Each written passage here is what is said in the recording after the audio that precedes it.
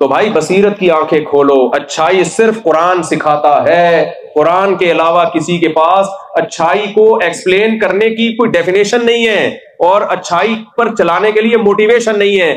دو چیزیں ہوتی ہیں انسان کو اچھا بنانے کے لیے، ایک اچھائی کو ڈیفائن کیا جائے، ایکسپلین کیا جائے کہ اچھائی کی ڈیفینیشن کیا ہے، اور پھر اس اچھائی پہ چلانا۔ قرآن کہتا ہے ھدی للمتقین، میں سیدھا راستہ دکھاتا بھی ہوں اور سیدھے راستے پہ چلاتا بھی ہوں۔ جس سوسائٹی میں قرآن نہیں ہے، اسلام نہیں ہے، ان کو سیدھے راستے کا پتہ ہی نہیں کہ ہے کیا، تو چلیں گے کہاں سے؟ تو وہ جرم یہ کرتے ہیں کہ جو غلط راستہ ہے اس کو سیدھا کہتے ہیں اور خود تباہ ہو کے آپ کو بھی اسی ٹریک پہ چلاتے ہیں۔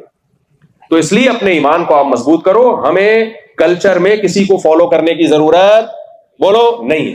ہم نے انگریز سے ترقی کی چیزیں لینی ہے، جو اس کے پاس ہے لے لیں، آپ فالو نہیں کرنا میرے بھائی۔ فالو آپ نے صرف کس کو کرنا ہے؟ اللہ کی کتاب کو۔ اور انتہائی افسوس کے ساتھ آج لوگ میرے پاس کلپ بھیج رہے ہوتے ہیں، گورا بچوں کی تربیت کے بارے میں یہ کہہ رہا ہے، گورا جو ہے وہ میاں بیوی کے ریلیشن کے بارے میں یہ سمجھا رہا ہے کہ یہ ایکچولی کر کے۔ میں نے کہا کمبختوں کی اپنی 55 سال میں شادیاں ہوتی ہیں، یہ ہمیں میاں بیوی کے حقوق سکھائیں گے؟ ایسے رہا جاتا ہے جن کی سوسائٹی میں ڈیورس ریشو اتنا ہے، اور کمبختوں کے بچے پیدا ہوتے ہی نہیں، ہمیں بچے پالنا سکھائیں گے؟ تو یہ دماغ میں نا ہم نے کچھ ضرورت سے زیادہ جن بھوت مسلط کر لیے ہیں۔ اس خول سے آپ باہر نکلو۔ وہ بچے پیدا ہی نہیں ہو رہے اس کے، صحیح ہے، وہ خرچ کرنے کے لیے تیار نہیں ہے۔ ہمارے یہاں باپ صبح نکلتا ہے ٹماٹر کی ریڑھی لے کے، سارے اپنے بچوں کے لیے کر رہا ہوتا ہے وہ۔ تو اس لیے یہ ساری چیزیں آپ نے قرآن سے لینی ہے، نبی صلی اللہ علیہ وسلم کی سیرت سے، علماء سے سیکھنی ہے۔ ہر چیز میں ہم نے ان کو فالو نہیں کرنا۔